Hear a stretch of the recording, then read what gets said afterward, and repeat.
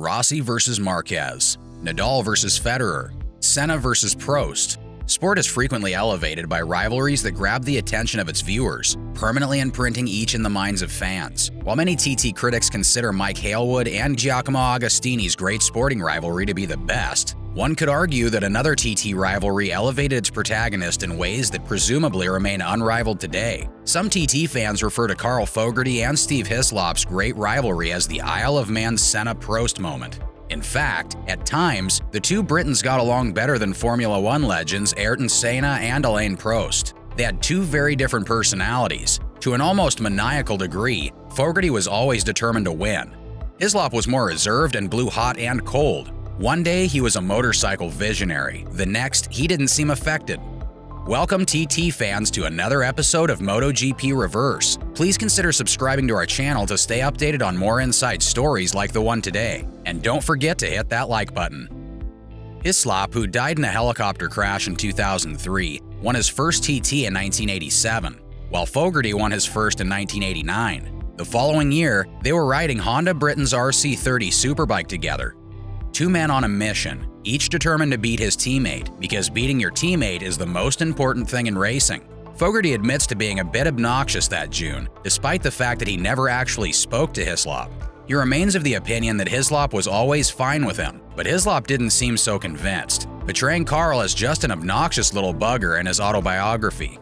Whatever was said and done in 1990, Fogarty had by far the better TT. He won both of the major races, the Senior and the TTF1, aboard his RC30, while Hislop did not. Foggy wins 2-0.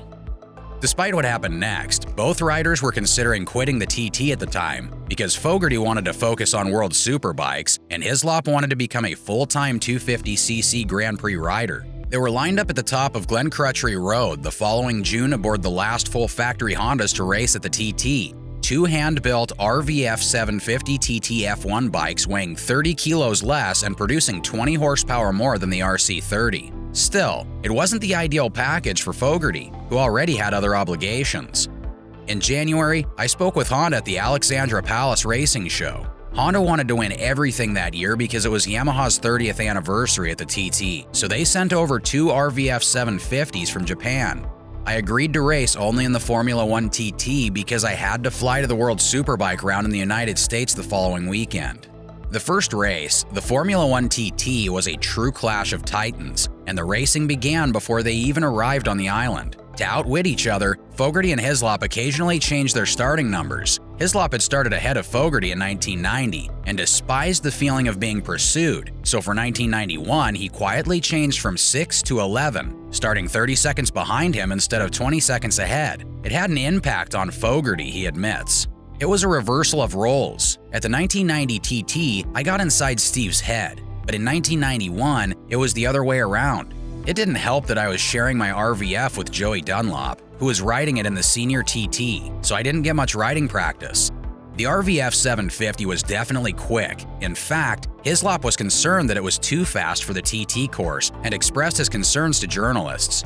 At these speeds, it's ridiculous. You must adjust your mind to the RFV's power. It's a little terrifying. I'm doing 190 miles per hour at the end of Sulby Straight and my vision is blurred.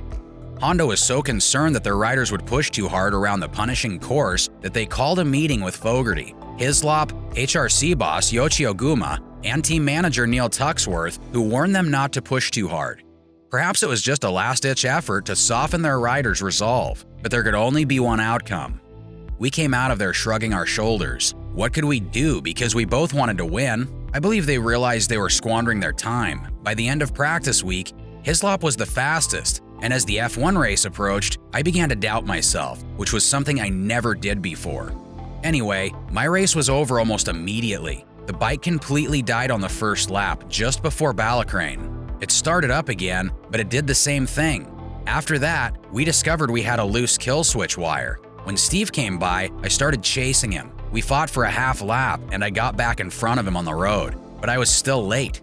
Then, and I'm not sure if I ever mentioned it to anyone, we almost had a big one coming out of Brandish. When I looked down, his front wheel was almost touching my knee, so he thought I was attempting to knock him off. When we arrived in the pits at the end of that lap, he was screaming and yelling, "Carl's trying to kill me!" and I was trying to tell him something was wrong with my bike. Anyway, they held me back a little bit, and then he was gone, and that was the end of it. Hislop won the senior on his RVF the following Friday, finishing well ahead of Dunlop, who was still working his way back to full fitness after suffering serious injuries at Brands Hatch in 1989. That should have been the end of the Fogarty-Hislop feud. In fact, despite vowing never to return to the TT, Fogarty needed a last-minute deal the following year to keep his other plans on track. I was racing my Ducati in World Superbike, and it was costing me a lot of money. A good deal for the TT would help with my running costs, and I was so disappointed with the F1 race in '91 that I wanted to make amends in '92. Both men left Honda at the end of 1991, with Fogarty riding his own Ducati 888 and WSB, and Hislop joining the British Yamaha team. However, the mercurial Hislop soon fell out with Rob McElnay's Yamaha team, a decision that had two historic consequences. Yamaha approached Fogarty about riding their OW01 in Formula 1 and senior TTs, while Norton's Barry Simmons pursued Hislop. The venerable British hand, which had achieved remarkable results in British Championship racing with its super-fast rotary-powered NRS 588, and approached Hislop about riding for them at the 1992 TT the previous autumn. Hizzy's response was an emphatic no. However, with only a few weeks until his highest-earning fortnight of the year and no bikes for the two most important races, Hizzy signed a deal with Norton, so the rivalry resumed, though this time they weren't teammates and were riding very different motorcycles. The OW01 was Yamaha's World Superbike Homologation Special, a sweet-handling short-circuit machine that wasn't fast enough to compete with the dominant Ducatis.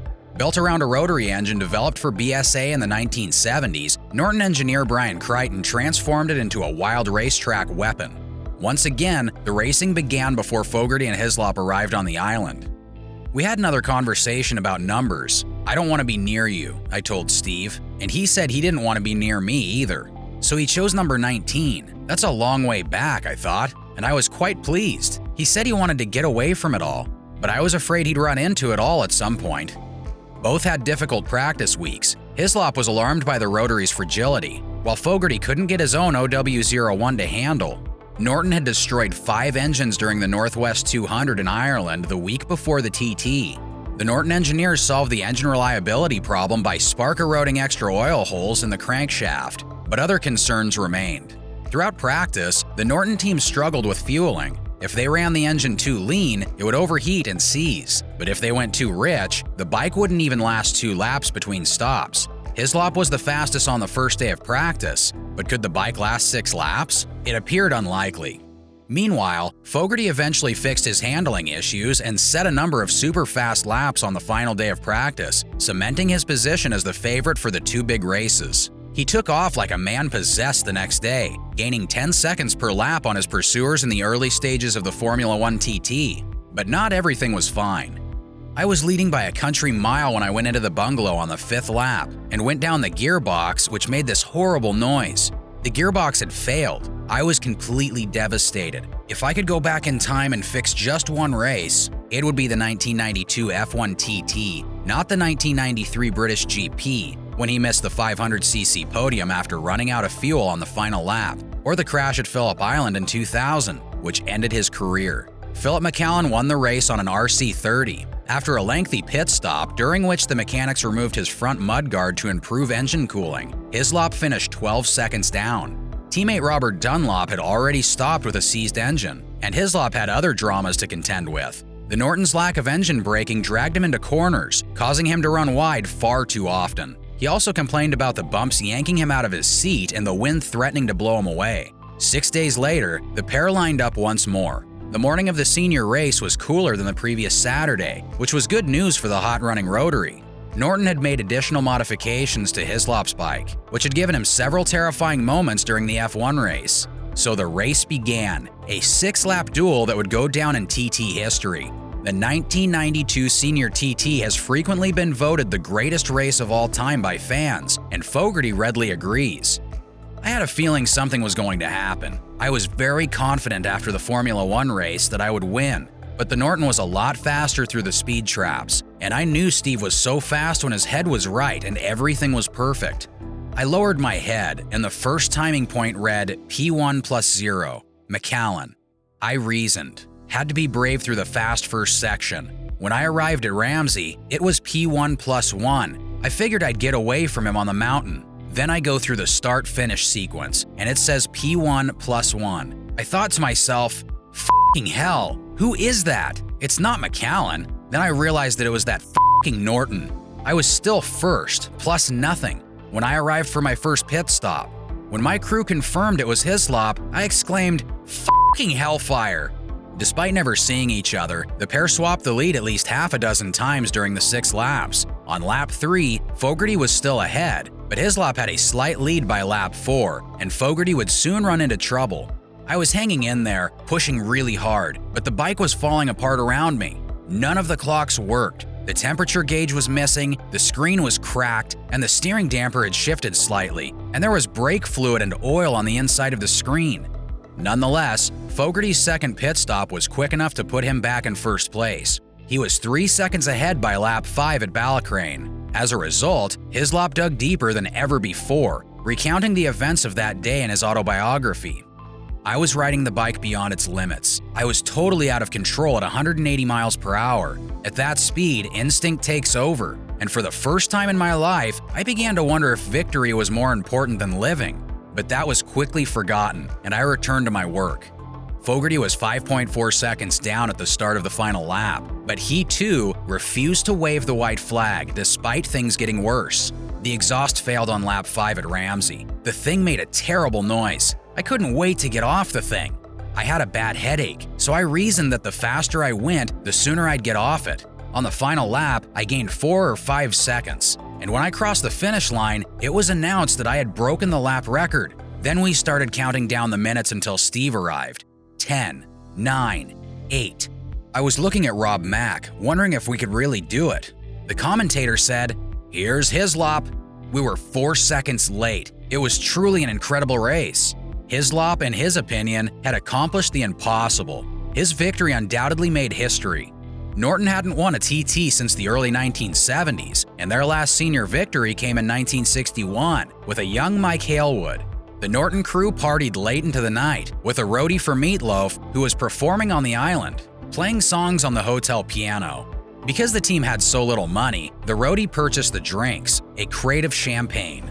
That night, both Fogarty and Hislop vowed never to return to the TT. They both had enough scares to last a lifetime, and Fogarty, at the very least, would keep his word this time. Both of us could have dominated TT for the next 5 years. Steve returned just once more in 1994, winning the Formula One and senior TTs with ease. I never thought of Steve as a short-circuit rider, but he got faster and faster until he did that insane lap time at Donington in 2002. That's when Hislop broke the outright lap record on a Ducati 998, eclipsing Valentino Rossi's MotoGP pole time aboard a no-holds-barred RC211V. Later that year, Hislop won his second British Superbike championship. Fogarty went on to dominate World Superbike for the majority of the 1990s. He won the title 4 times, in 1994, 1995, 1998, and 1999, before retiring due to injuries in 2000. Norton's immediate future was bleak. The company was bankrupt, and the bailiffs moved into the race shop, where Simmons and his crew worked so hard and stripped it bare in early 1993. Do you agree with Foggy claiming both he and Hislop could have dominated the TT the next 5 years? Let us know in the comments down below. Hope you enjoyed today's episode. Please leave us a like and follow our channel to stay updated in the future.